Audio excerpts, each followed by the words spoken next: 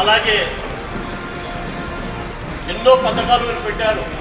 ఆ పథకాలకు ఒక్కటి కూడా బడ్జెట్ సరిపోయేందుకు కేటాయించలేదు. దాదాపు ప్రభుత్వం వచ్చి 14 నెలల తర్వాత అయిపోయినా కూడా ముస్లిం మైనార్టీలకు బడ్జెట్ కేటాయించింది. దాంట్లో ఇంతవరకు కూడా పూర్తిగా బడ్జెట్ కేటాయించింది.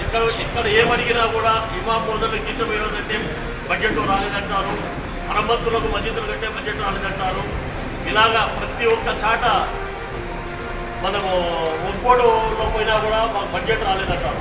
కానీ ప్రభుత్వము ముందుగా చేయాల్సిన పని ఏమంటే మీరు బడ్జెట్ కృషికి ఎంత కేటాయించండి.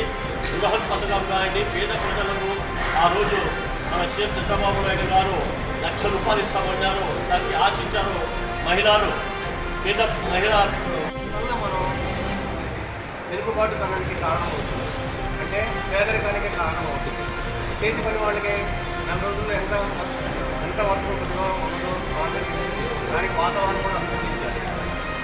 సో ఆ విధంగా టైల్ షాప్ అయినా, ఒక సైకిల్ షాప్ అయినా, ఒక ఐరన్ మ్యాన్, అలా చెప్పుకుంటూ పోతే చాలా వరకు చేతి వృత్తులు ఉండటం వల్ల వాళ్ళకి విద్య అందకపోవడం వల్ల పాత రోజుల్లో సంగతి చెప్తున్నారు. ఇప్పుడు జరిగింది కాదు. పాత రోజులు బీసీ కాలంలో పెళ్లి చేసుకుంటే ఒకప్పుడు మనం రాజుల మహారాజుల నవాబులం అన్నారు.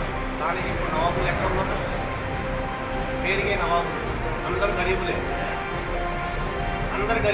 కారణం ఏంటంటే అప్పుడున్న రాజకీయ పరిపాలనలో ఎవరు విద్య గురించి పట్టించుకోలేదు. కేవలం పురాణం పారాయణ, పురాణం నేర్చుకోవాలి,